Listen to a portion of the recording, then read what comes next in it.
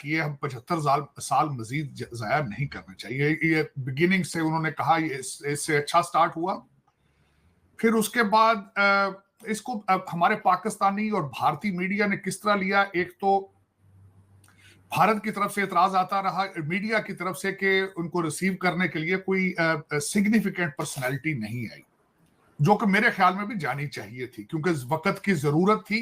Diplomacy की जो है जरूरत रिलेशनशिप की पाकिस्तान को है, भारत को नहीं है। लेकिन यहाँ पे जो पाकिस्तानी मीडिया जस्टिफाई करता रहा कि बिलावल भुट्टो साहब को जो था प्रोटोकॉल वो ज्वाइंट सेक्रेटरी लेवल का किसने दिया। फिर उसके बाद इसहाक डार साहब। नमस्कार दोस्तों, स्वागत है आप सभी का एक बार फिर से हमारे YouTube चैनल डिजिटल रेजिमेंट्स में। जैसा कि आपको पता है दोस्तों, हम आपके लिए एक से एक लेटेस्ट और बेहतरीन न्यूज़ लेकर आते रहते हैं। वैसी ही एक लेटेस्ट और बेहतरीन न्यूज़ के साथ फिर से हाजिर हुए आपके सामने। लेकिन दोस्तों, अगर अभी तक आपने हमारे चैनल को सब्सक्राइब नहीं किया तो प्लीज़ सब्सक्राइब कर लीजिए। और यही न्यूज़ दोस्तों, अगर आप हमारे फेसबुक चैनल पर देख रहे हैं तो प्लीज़ हमें फॉलो कर लीजिए। तो दोस्तों, न्यूज़ आ रही है पाकिस्तान से। पाकिस्तान के हालात तो आप सभी जानते हैं, इकोनॉमिक व्यवस्था भी बिल्कुल डाउन चल रही है। हालांकि वहाँ पर एससीओ मीट भी हो चुकी है, लेकिन उससे पाकिस्तान ये सोच रहा था कि बहुत कुछ ज़्यादा फ़ायदा होगा, लेकिन कुछ फ़ायदा हुआ भी है, क्योंकि उसमें भारत के विदेश मंत्री डॉक्टर जयशंकर ने भी भाग लिया था। और हालांकि पाकिस्तान ने अपनी हरकत से बाज भी नहीं आया, क्योंकि उनके रिसीविंग के लिए एक जायज़ पर्सन को उन्होंने नहीं भेजा। फिर भी वो ये सोच रहे थे कि भारत के साथ हमारे ताल्लुकात अच्छे हो जाएंगे, लेकिन भारत ने इस चीज़ पर कोई खास विशेष वार्ता नहीं रखी। और जयशंकर जी ने जैसा पहले कहा था कि वो पाकिस्तान जा भी रहे हैं और नहीं भी जा रहे हैं, तो इसके लिए वो था कि सिर्फ वो एससीओ मीट के लिए जा रहे हैं और पाकिस्तान से संबंध के लिए अभी तक कोई खास बात नहीं हो पाई है। हालांकि एक अच्छे संकेत तो दिखाई दे रहे हैं, लेकिन पाकिस्तान अपनी हरकतों से बाज आएगा तभी ऐसा कुछ हो पाएगा। क्योंकि जयशंकर जी ने तो सीधा स्पष्ट कहा था कि जब तक आप आतंकवाद का साथ नहीं छोड़ेंगे तब तक हम आपसे वार्ता नहीं कर सकते हैं। दोस्तों, इसी से रिलेटेड न्यूज है, चलिए न्यूज़ को करते हैं स्टार्ट। सर, आज दो तीन चीजों पे बात करेंगे। एक तो एससीओ के बाद जो है डॉक्टर जयशंकर ने प्रेस कॉन्फ्रेंस की है भारत जाके, तो उस पे भी बात होगी। साथ साथ जैसा कि आपको पता है कि पीएम मोदी जो है वो रशिया जा रहे हैं, उस पर भी बात होगी। यहाँ पर भी आईनी तरामीम वगैरह चल रही हैं, तो इन सारी सिचुएशंस को आप कैसे देखते हैं? देखिए आरजू, सबसे पहले तो मैं जिस चीज को कवर करना चाहूंगा कि एससीओ जो थी हुई है पाकिस्तान में, वो किसने करवाई और उसमें पाकिस्तान ने अपने टारगेट अचीव किए या नहीं किए। टारगेट ये था कि पाकिस्तान आइसोलेशन में था, तो ताकि उसके बाद क्या इमेज चेंज हो पाएगा, कितना उन्होंने किस हद तक अपने आप को अचीव किया। डॉक्टर जयशंकर साहब आए, उन्होंने कौन से मैसेजेस, कौन से उन्होंने जो इशारे छोड़े हैं अपनी स्पीच के दौरान भी, और दूसरा वापस जाके भी उन्होंने एक स्टेटमेंट दी है। तो इस सारी चीजों को कवर करते हैं। सबसे पहले तो ये मैं कहना चाहूंगा कि आगाज तो अच्छा हुआ है, इसमें कोई शक नहीं है। बल्कि इस आगाज में सबसे जो बेहतर चीज आई है वो बरखा दत्त ने जो इंटरव्यू किया था नवाज शरीफ साहब का, जिसमें उन्होंने कहा है कि मोदी जी को आना चाहिए पाकिस्तान में, और फिर हमने 75 साल जंगों में जाया किए, हम 75 साल मजीद जाया नहीं करने चाहिए। ये बिगिनिंग से उन्होंने कहा, इससे अच्छा स्टार्ट हुआ।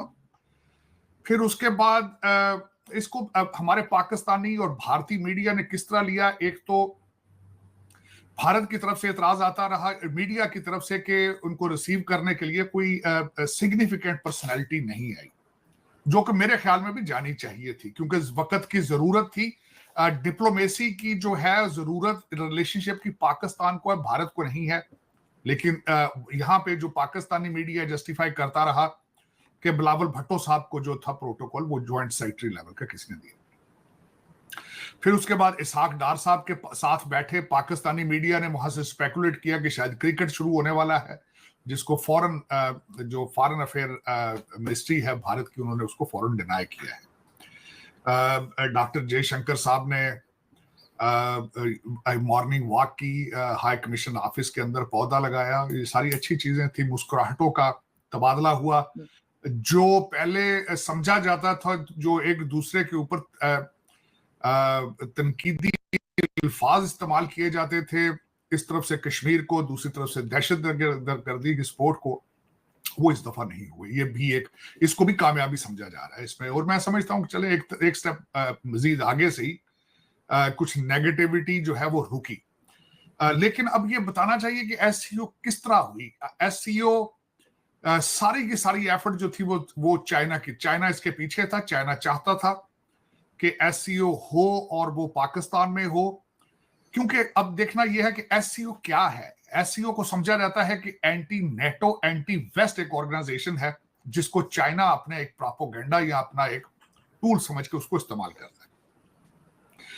हालांकि एससीओ से तकरीबन 2 दिन पहले, कुछ दिन हफ्ता पहले 2 चाइनीज को कराची एयरपोर्ट के पास मार के पूरी कोशिश की गई कि एससीओ ना हो सके।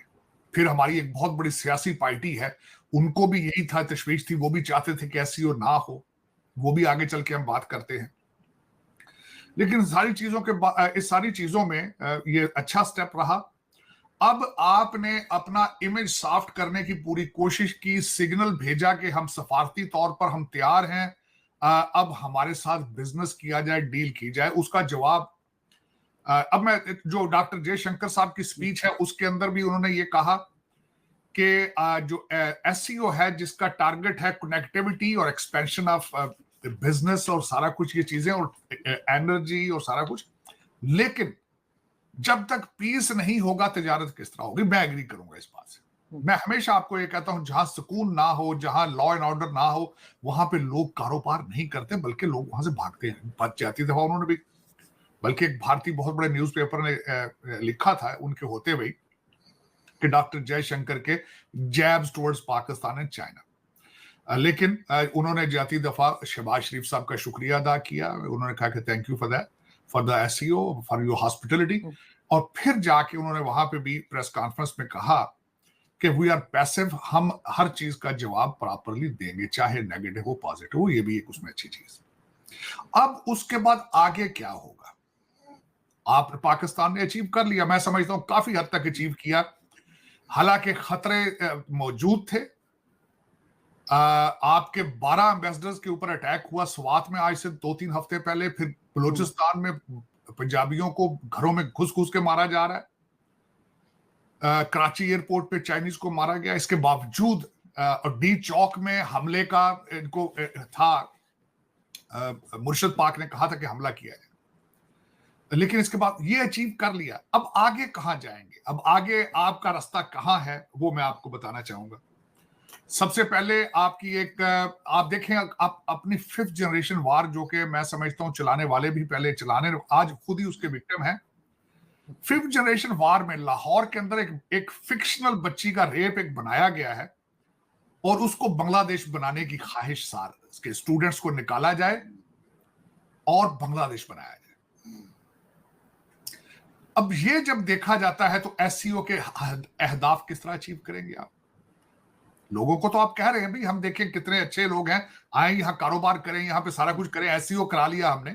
लेकिन अब जो कल एक वफद गया है जो कि अडियाला जेल में मिला है जाके, और अंदर से मुर्शिद पाक ने कहा है कि जी मेरी बिजली पानी बंद है, मेरा बिजली भी बंद है, मेरा एक्सरसाइज भी नहीं हो रही है, फलाह भी नहीं हो रहा है, जो उसके रिजल्ट में आपकी पुलिस ने जो आगे आपकी जो प्रिजन एडमिनिस्ट्रेशन है उनका मैं जवाब देख के हैरान हो गया हूं आरजू के एक डेवलपिंग कंट्री, एक बैंकरप्ट कंट्री के अंदर एक बी क्लास जो आपका कैदी है उसके नाश्ते में क्या है?